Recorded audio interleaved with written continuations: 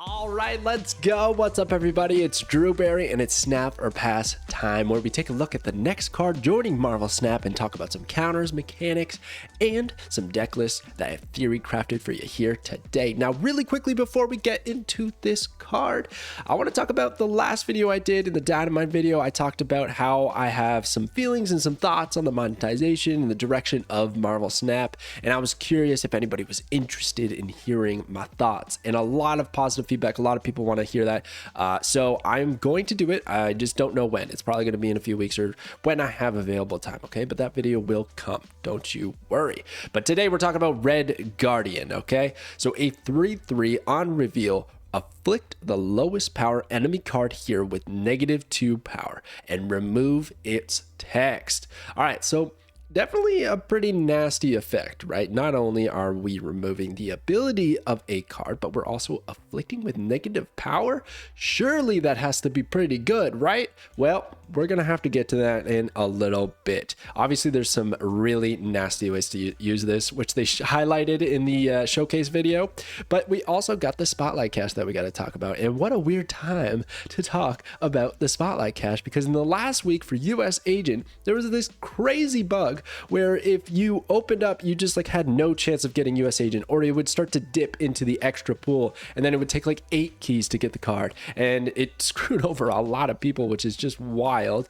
And now they're compensating those people by giving them all that stuff back, giving their keys back, and they get to keep whatever cosmetics they opened. So if you didn't open keys, then you kind of missed out. So if you didn't take advantage of the bug, then you're kind of missing out on some freebie stuff. If you did end up getting afflicted by the bug, then you're going to be covered, which I don't know how I feel about that. I feel like it's good. Obviously, the bug, not good. Got to fix it, compensate, great. But then on the other side, it's like, dang, man, like imagine I said snap and all my viewers started picking up those chests and then they got a bunch of free rewards. That would have been great, even if the card's not good. I don't know, dude. I don't know. Anyways, I hope it doesn't happen again. You never want bugs in the game. So anyways, the Spotlight Cache, you got High Evo, Series 5 card, technically a big bad, but I think they've kind of done away with that tag. There's just too many Series 5 cards that they're not dropping anytime soon, and High Evo is one of them. And High Evo is a great card to have in your collection. Very fun card as well. Makes all those no ability cards kind of useful.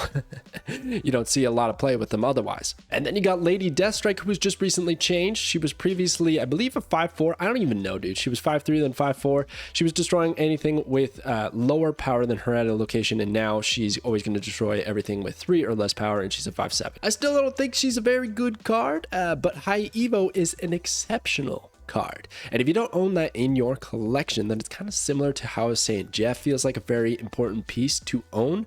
Well, High Evo feels equally important. Maybe High Evo has more specific decks, but it's definitely the more fun card, a very fun card to use in deck building. And there's a variety of ways that you can make use of it. So very good Spotlight Cache week, I would actually say. But is the new card going to be good? Well, let's check out and see how this one works. All right, so for the mechanics of Red Guardian, really quickly, if there's a tie for lowest power, because that's what he's targeting, right? It's always going to be on the enemy side. He's going across the board. But let's say there's 2 cards with 1 power. It's going to be random. It's just going to randomly choose one. You're not going to get double down and get 2 afflictions and 2 ability removals. Unfortunately, that's not how it's going to work. It's just going to pick one or the other.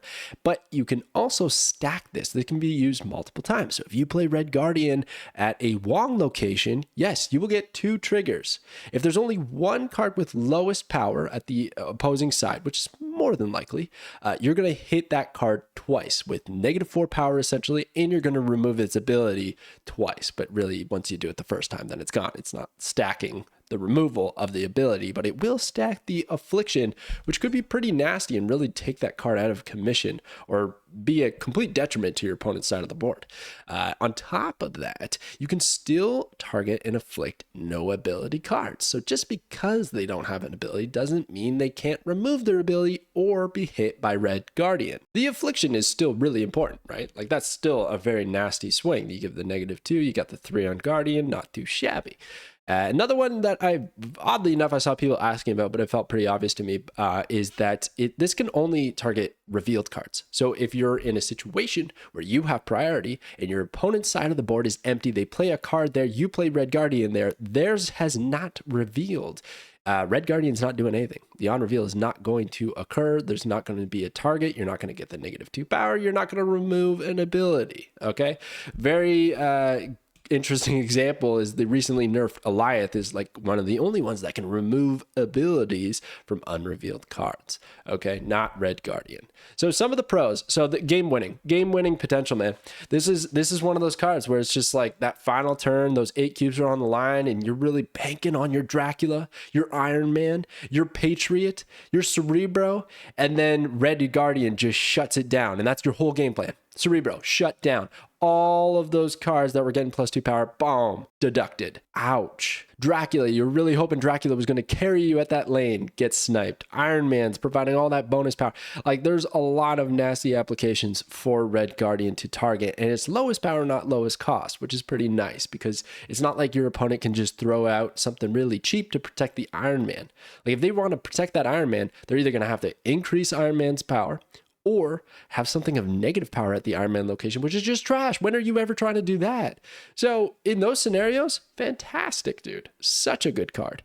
And what I really like about this card is if you're a Conquest main, like you just like playing Conquest, I don't think there's a lot of folks out there that do that, but if you do, I think this is a must get.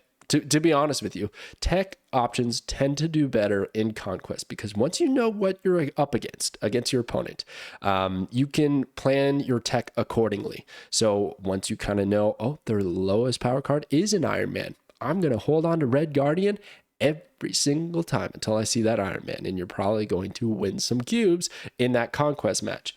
Whereas in ladder, it's like, okay, that one person had Iron Man, but then the next one might not, and it's going to be a little bit higher variance. The other thing with this card is that a lot of people are saying it's basically a 3/5, and I hear you out. In most case scenarios, it certainly is a 3/5 because of the -2 power being afflicted on the other side. But I would wager that this is significantly worse than just having a base 3/5 card. Maybe you can find some combinations to, like, stack that affliction further, discount abomination. There's some ways you can take advantage of it, but there's also downsides, right? Your opponent could be a destroy player and just decides to destroy the afflicted card anyways, and then that -2 doesn't exist anymore. They could also use Luke Cage to completely shut down. There's a few ways they can get away from the -2, so it's like kind of 3/5, but really the upside is the ability removal, and that's what's really going to make the big swing with this card. If you can find the right card to target and snipe them, then this is fantastic value, but it's not necessarily in your control. Your opponent can essentially, if Red Guardian became meta, then you might see Squirrel Girl a whole lot, or like something that's going to use low powered cards to protect maybe mid-range powered cards that have very integral abilities, important abilities that you don't want to have removed. On top of that, maybe you just throw an on-reveal card there. Because think about it, on-reveal cards can still get afflicted by Red Guardian, right? And the on-reveal has already expired. It's already consumed its bonus for the player playing that card. So if this targets an on-reveal, the only thing you're really doing, in my eyes, is stopping like an Absorbing Man play or an Odin play to stack on that reveal, on reveal, and it won't work because they have no ability anymore. So on reveal cards are really bad targets. Low power, no ability cards are pretty poor targets. Again, you're still probably getting the affliction, which is good. We're happy about that. But if in terms of looking for that big snipe, that big ability removal, there's a lot of scenarios that are going to pop up that are just going to make Red Guardian kind of clunky and not exactly the best possible option that we could have in our deck. And on top of that, like I was hinting at earlier, priority is so integral to this card's use, because if you want to avoid getting hit with that, low power card, right? They put something there to protect it on that turn 6 swing. Red Guardian's going to hit that instead of the card you were focusing on. So let's say I don't even know, the Hood, I feel like, is a pretty good example. Your opponent maybe wants to protect their Dracula. I don't know why they're running Dracula and Hood, but let's say they are. And then on turn 6, they play Hood there. And your Red Guardian hits the Hood instead of Dracula. Dracula still procs his ability and hits that big card in their hand. Unlikely scenarios, I know, but they're possible. They're realistic. It just kind of shows as an example that you want priority with Red Guardian to hit the card that you want. If you don't, you're risking them protecting it with something with low power. All right, so that's enough about the mechanics. Let's talk about the counters, which I've pretty well hinted at already. So I'm not going to take too much time talking about these counters because I pretty much just listed a lot of them out. Cosmo's here because it's a non-reveal. Obviously, going to stop Red Guardian from activating. Luke Cage is going to shut down the Affliction bestowed from Red Guardian. But if Luke Cage was to get hit, that would be really bad. But he's got 4 power nowadays. He's probably going to be just fine. And then Squirrel Girl is going to dish out those squirrels. So either Squirrel Girl or the squirrels are pretty good little protective blocks from Red Guardian plays. But the only thing about that is then you're clogging up your side of the board. And -2 power on a squirrel isn't great. Then you have a -1 power squirrel. You got to find a way to make use of that. But essentially, it will protect from the removal ability. And then the Hood. The Hood in Shadowlands actually is a very interesting one, having negative power cards, because they're guaranteed to get hit by Red Guardian. We're looking for lowest power. And if it's negative power, I'm going to bet that that's your lowest power card available on that board. And I would say you're probably running a junk list. Maybe not Shadowland, that's obviously just complete RNG. But if you're running Hood, probably running a little bit of junk or a little bit of bounce, and you're not going to mind bouncing that back to your hand if it gets hit with the -2, whatever, right? It's a non-reveal too, so I already got my demon. Or if I'm in the junk and you want to give me -2 on my Hood, be my guest. That's perfectly fine with me, because then I'm just going to throw it right back at you. So yeah, I feel like Hood's actually a pretty sick little deflection tool from Red Guardian plays. And then lastly, we got Leech. Red Guardian has a non-reveal. I think its best value is played late. So if you wait till turn 6 to play it, Leech comes out on 5, you're not going to have a very good Red Guardian in your hand afterwards. So that's how I'm feeling about the counters really quickly. And let's check out some deck lists that I put together. One of the best applications I think for Red Guardian is going to be in a Silver Surfer list. He's got that 3 energy tag, which is just fantastic for Surfer, who's going to give him +2. And it's a little bit of tech, which we know Surfer loves to use. Sarah Surfer has always been a pretty strong candidate for top of the meta. And this is just another card that I think places really well into there. So that's the first thing I got here. It's Milgard. It's not exactly Sarah tech. You know, usually you see Shang-Chi and these sorts of things. But I've been having a lot of fun with Baron Zemo in a Surfer list. So I thought I would just kind of take that shell that I've been running and add a few different elements, including Red Guardian and Absorbing Man. Absorbing Man is pretty good when used with Baron Zemo, Brood, or even Gladiator, I guess, or Silver Surfer. We happen to get Surfer out early. And obviously here for Red Guardian. So you can hit one card and then hit another card at a different lane. Seems pretty good. Sarah's going to discount everything, so we can play a bunch of 3-cost cards on turn 6. 3 of them, that is. And hopefully one of them is Surfer. Don't always get to draw that. But yeah, it's basically just a Surfer list, but we got Red Guardian and a few different tools, which I think was going to be pretty darn good. Another one that seems really fun to me is Evo Guardian. So this is a high Evo list, which if you happen to open up Spotlight caches, then you might get high Evo and Red Guardian for the first time, both those cards, and you can put together this build. And I think it's going to be pretty good. We're seeing a lot of Hazmat nowadays. Anyone else noticing that on the ladder? Lots of Hazmat, lots of Wong Hazmat Odin combos. So I thought, okay, I'll put that together, but I'll splash in the Abomination. Because if Red Guardian's going to do a little affliction, Hazmat's going to do a little affliction. Let's throw in Scorpion there for a little hand affliction. We're probably going to get a pretty cheap Abomination. And we could even use the Thing, which is a pretty underrated high Evo card, I think. Dishes out a lot of swing power and giving negative power on the other side. And then we got Luke Cage to save the day so that we don't get afflicted by our own stuff. Nico is here just as a tool for drawing if we need it, or just changing up our strategy. That's probably the most replaceable card, but I just felt like she's a decent option here. And then you got Shang-Chi as a nice tech option to cover our bases. So I feel like this is a pretty decently strong deck. Definitely not perfect, could be altered in some way, but seems pretty fun and thematic. And then we got Team Red.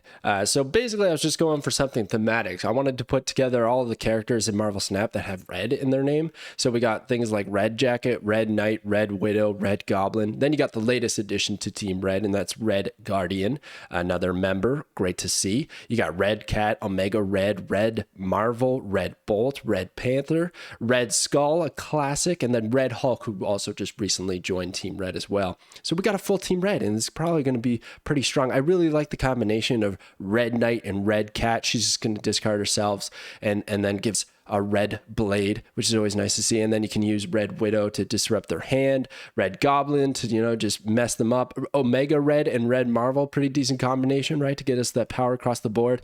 And then your finishers with Red Skull and Red Hulk. So seems pretty strong. I like Team Red a lot. I think I'm going to probably try this one out whenever I end up getting this card. But am I going to get this card? Am I going to pick this up? Am I going to snap?